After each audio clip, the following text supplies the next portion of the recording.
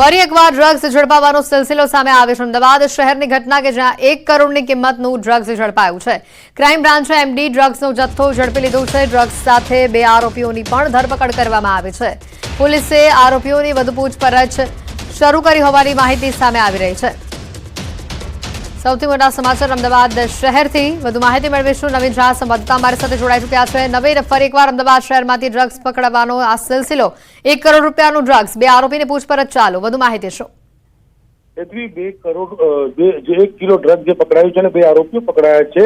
આ સરખેજ વિસ્તારમાંથી આ ધરપકડ કરવામાં આવી છે। આ લોકો ઇકો ગાડીમાં પરચુરણ સામાનની વચ્ચે જયપુર રતલામ રૂટથી આ જે ડ્રગ છે તે લઈને આવી રહ્યા હતા। મહત્વની વાત છે કે ડ્રગ લાવનાર અને ડ્રગ મંગાવનાર એટલે બંનેની ધરપકડ કરી છે, પરંતુ આખું રેકેટ હોય છે તો બીજા કોણ કોણ સામેલ છે તે માટે ક્રાઇમ બ્રાન્ચે બીજા આરોપીઓને પકડવા માટેની કાર્યવાહી શરૂ કરી છે। પરંતુ હાલ તો 2 આરોપીઓ જે પકડાયા છે અને 1 કરોડનું ડ્રગ જે છે ઉપર છે, 1 કરોડની કિંમત ગણી શકાય તે ડ્રગ સાથે હાલ સરખેજ વિસ્તારમાંથી આરોપીઓની ધરપકડ કરી વધુ પૂછપરછ શરૂ કરવામાં આવી છે। બિલકુલ નવીન, આભાર માહિતી બદલ।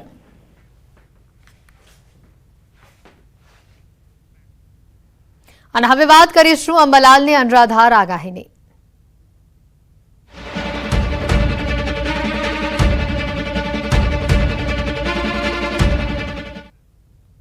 અંબાલાલ પટેલની વરસાદને લઈને મોટી આગાહી સામે આવી છે। 13 સપ્ટેમ્બરથી ફરી વરસાદનો રાઉન્ડ શરૂ થશે। 22 સપ્ટેમ્બરે સમુદ્રમાં સિસ્ટમ સક્રિય થશે। 5 ઓક્ટોબર સુધી ગાજવીજ સાથે વરસાદ જોવા મળશે। અંબાલાલ પટેલની વરસાદને લઈને આ મોટી આગાહી સામે આવી રહી છે। ફરી એકવાર વરસાદનો મોટો રાઉન્ડ આવશે। 13 સપ્ટેમ્બરથી વરસાદની શરૂઆત થશે અને વધુ માહિતી મેળવીશું। સંવાદદાતા વિભુ અમારી સાથે જોડાઈ ચૂક્યા છે કે જેઓ અંબાલાલ કાકાની સાથે ઉપસ્થિત છે અને તેમની પાસેથી આ વરસાદને લઈને અંબાલાલજી શું કહી રહ્યા છે તે માહિતી મેળવશે। જી વિભુ।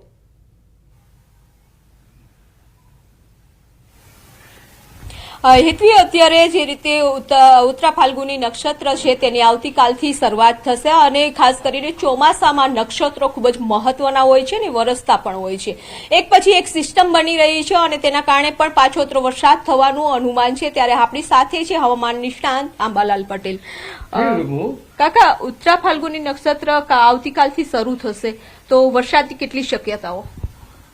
ઉત્તરા ફાલ્ગુની નક્ષત્રો હસ્તચિત્રા એ ચોમાસાના પાછલા નક્ષત્રો છે।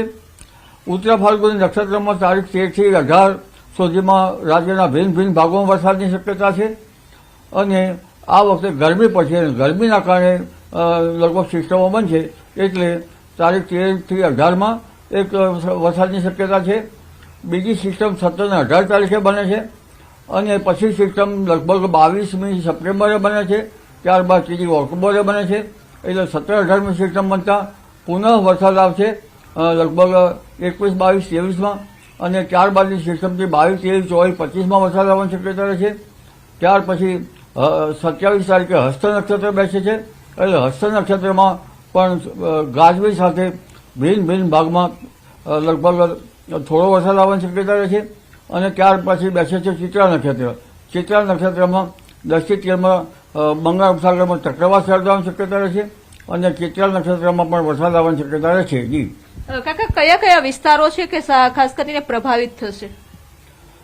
અત્યારે હાલ જોવા જઈએ તો હમણાં જે સિસ્ટમો બની રહી છે, હમણાં તો સિસ્ટમો લોકો મધ્યપ્રદેશ તરફ જઈ અને ઉત્તર ભારત તરફ જતી રહેતી હોય છે, કારણ કે તારીખ 17મીથી ચોમાસામાં રાજસ્થાન ભાગમાં એક એન્ટી સાયક્લોન બનશે, એટલે આ સિસ્ટમો જે આગળ વધશે એટલે મધ્યપ્રદેશ સુધી આગળ વધતા એન્ટી સાયક્લોનની સિસ્ટમ આ સિસ્ટમોને પાછી ધકેલ છે, એટલે લગભગ મધ્યપ્રદેશમાં ભારે વરસાદ થશે, ત્યાંથી ઉત્તર પ્રદેશના ભાગોમાં ભારે વરસાદ થવાની શક્યતા છે। પરંતુ રાજ્યના ભિન્ન ભિન્ન ભાગોમાં ગુજરાતમાં પણ વરસાદ થવાની શક્યતા રહે છે।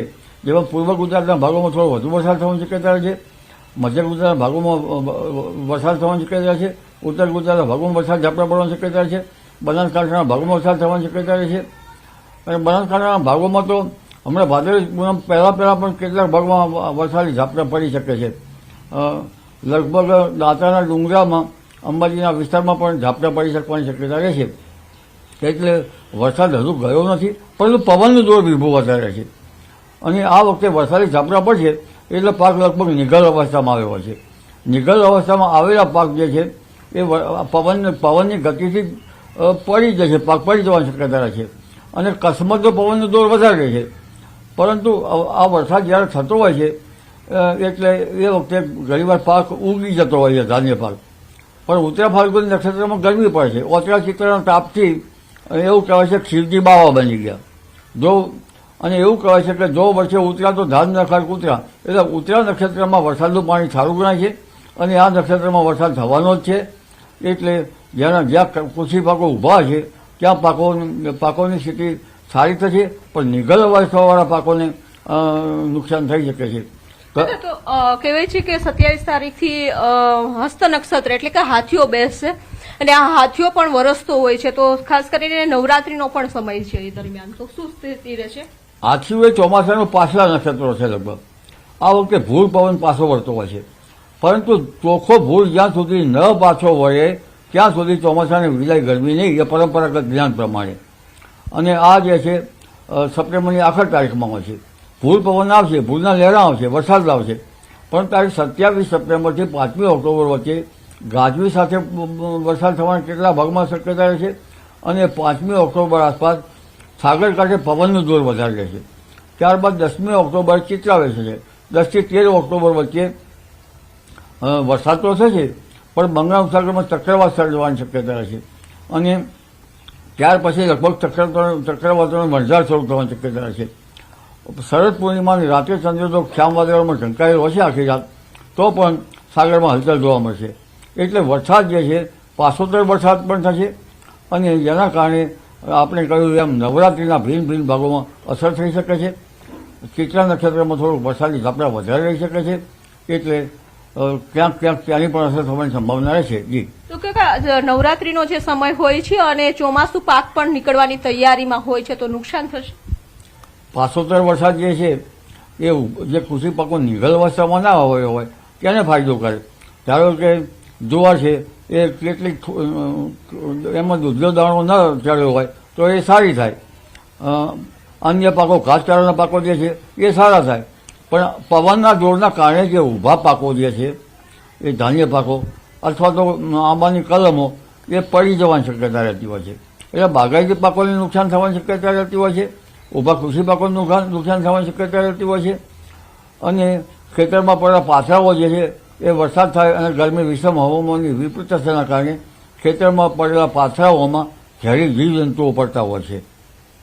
તો કાકા લાગે છે કે હવે જે પાછોતરો વરસાદ પણ થશે અને કહેવાય છે કે પૂનમ પછી જે પાક છે, ચોમાસું પાક છે એ કાઢવો જોઈએ, કે પાછોતરો બી પૂનમ પછી પણ વરસાદ થવાની શક્યતાઓ રહેશે? પૂનમ પછી પણ વરસાદી ઝાપટા પડવાની શક્યતા રહે છે. અને આમે ધાન્ય પાકો વગેરે લગભગ દિવાળીની પહેલાં આસપાસ જ કાઢવામાં આવતા હોય છે. એટલે લગભગ ધાન્ય પાકો કાઢવાની તૈયારી છે ત્યાં વરસાદ થોડોક સમી ગયો છે. એટલે ધાન્ય પાકો જે કોઈ બહુ આગળ વાવેલા હોય તો એ નવરાત્રિમાં આવી શકે, પરંતુ નવરાત્રિમાં આ વખતે વરસાદ ઘણો રહ્યો છે એટલે કદાચ ધાન્ય પાકો નિગલ અવસ્થામાં દિવાળી પછી પણ કદાચ આવી શકે એવું પણ કંઈક બની શકે. તો એક પછી એક સિસ્ટમ બનવાની છે અને તેના કારણે સપ્ટેમ્બરમાં તો વરસાદ રહેશે, પરંતુ ઓક્ટોબરમાં પણ અને ખાસ કરીને નવરાત્રી દરમિયાન પણ અમુક વિસ્તારમાં વરસાદ રહેવાની શક્યતાઓ વ્યક્ત કરી છે. બિલકુલ વિભુ, આભાર માહિતી બદલ.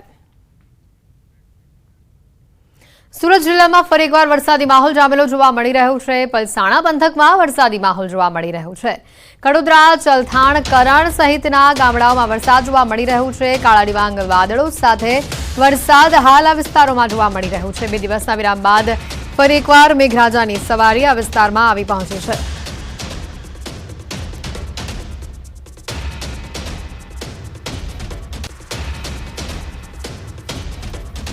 પાનમ અને કડાણા ડેમમાં પાણીની આવક વધતા મહી નદીમાં પાણી છોડવામાં આવ્યું હોવાની માહિતી આવી રહી છે સામે. કડાણા પાનમ ડેમની જળસપાટીમાં વધારો થતા બંને જળાશયમાંથી પાણી છોડવામાં આવી રહ્યું છે. 2 લાખ ક્યુસેકથી વધારે પાણી છોડાતા વડોદરામાં મહી નદી 2 કાંઠે વહેતી થઈ છે. સિંગરોડ ગામમાં પ્રવેશ્યા મહી નદીના પાણી. કાંઠા વિસ્તારોમાં ખેતરો આખા પાણીમાં તરબોળ થઈ ચૂક્યા છે. સિંગરોડ પાસે ભયજનક સપાટીની નજીક હાલ મહી નદી વહી રહી છે. વડોદરા જિલ્લાના કુલ 53 જેટલા ગામોને એલર્ટ આપવામાં આવ્યું છે. ડેસરના 5, સાવલીના 28, વડોદરા ગ્રામ્યના 9, પાદરાના 11 ગામોને એલર્ટ આપવામાં આવ્યું છે.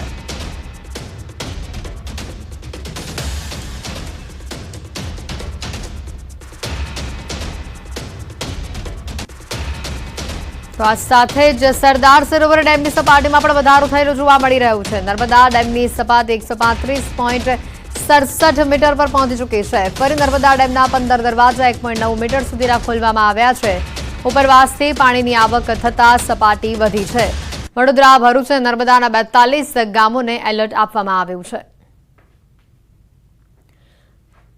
નર્મદાની જળ સપાટીમાં વધારો થઈ રહ્યો છે. નર્મદા ડેમની સપાટી હાલ 135.67 મીટરે છે. મહેસાણાથી વિગતો આવી રહી છે. ધરોઈ ડેમમાં 75% વધુ જળ સંગ્રહ હોવાની માહિતી. ધરોઈ ડેમમાં 75.03% જળ સ્ટોક થયો છે. ધરોઈ ડેમની સપાટી 615.22 ફૂટ પર પહોંચી છે. ધરોઈ ડેમની ભયજનક સપાટી કુલ 622 ફૂટ છે. ધરોઈ ડેમમાં 4300 ક્યુસેક પાણીની આવક થઈ છે. ધરોઈ ડેમમાંથી મહેસાણા, પાટણ અને બનાસકાંઠામાં પાણી અપાય છે. 10 શહેરો અને 1007 ગામ અને પરાને અપાય છે પીવાનું પાણી, જેમાંથી 9 શહેર અને 538 ગામ એવા છે કે નિયમિત ડેમનું પાણી તેમાં વપરાશમાં લેવાય છે.